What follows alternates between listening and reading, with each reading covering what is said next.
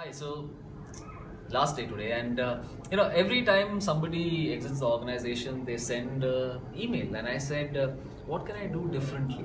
And I decided to make a video. I know it's not too original, but nevertheless, something different. And when I started thinking about what I could say on my last day, three stories came to mind, and I'll tell you those three stories. The morals will follow. All right. So, story number one. A couple of years ago, when the business first started to feel the effects of the economic downturn, there was a move or there was an effort within the organization to cut costs, and we were cutting costs everywhere: travel costs, any sort of cost. The money that we spent outside on people, dining people out, whatever it was, every little thing mattered, and that was a very serious move. And it was at such a time that I went to Jaideep and said, Jay, I have an idea. And he said, what is it? And I said, I want to build a library. And Jaideep, before I could even finish my sentence, Jaideep said, do it. And I said, look, he's gonna give me 7,500 rupees a month, and in a few months I'll build a library, and I think it's good because people should read it, help them write better, and all those things. And he said, don't think about it, just do it. Remember, this was a time when we were looking at every 1,000 rupees that were being spent. So that's story number one. Story number two. In 2008, I was part of a Southeast Asian program for journalism at the Asian College of Journalism in Chennai. And we had journalists from all over Southeast Asia: Nepal, Pakistan, Afghanistan, Sri Lanka. And there was this one girl from Bhutan. Her name was Tashi Dima. And she had the most amazing story.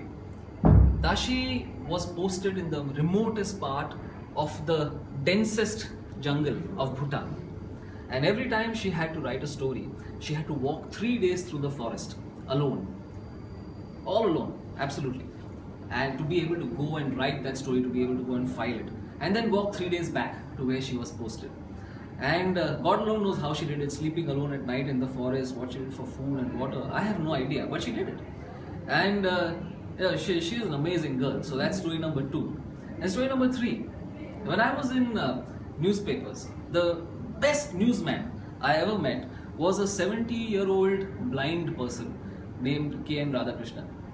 And KNR, as we called him, his initials, KNR, always had made sense.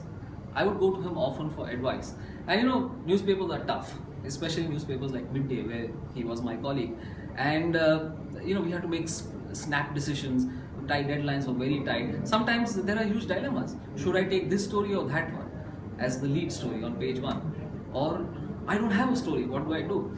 And at such times I would go to KNR and say, KNR, I'm in this dilemma. What should I do? And KNR would think for a moment and say, Ashraf, however bad things are today, remember, they'll get worse tomorrow. And suddenly, it was as if somebody had shone a light into a tunnel, and somehow the edition would come out. So what are the morals of these stories? Story number one, Jaideep. Life is about the can-do moments. It's not about the can't-do moments. And that's what I want my life to be. And that's what I think you should make your life. Story number two, Tashi Dima. She's the most inspirational person I've ever met. Somebody asked me what is my inspiration. I don't have that many, but she comes closest to it. From Tashi, I learned the importance of persistence, but more importantly, the importance of courage. I want to have that courage too. From KNR, KNR is an amazing guy. Unfortunately, he's no more. I miss him all the time. But from him, what did I learn from him? I learned from him that life is tough. Not every decision is black and white, and you can't be right all the time. But so long, and maybe this was just KNR's way of saying that, Ashraf, so long as your intention is right, the decisions that you make will also be right. You're the man in that spot making the decisions. Just give it your all. Be true. That's what I learned. If I were to leave one message with you, what is it that the observation that I've had in these 4 years?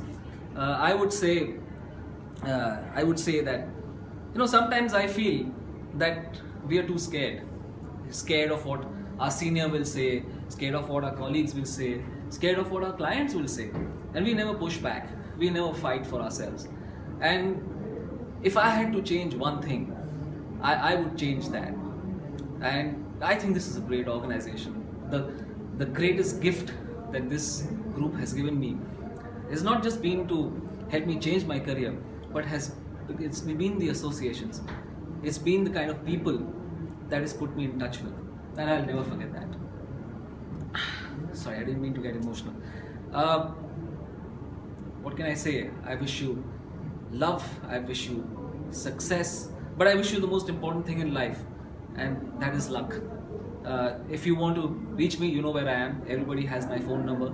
If not, just take it from one of your colleagues. Everybody has my email address. I'm always here, and I know that if I need to reach out to you, you'll always be there too. Uh, Good luck again. I love you. I love this group. I'll never forget this.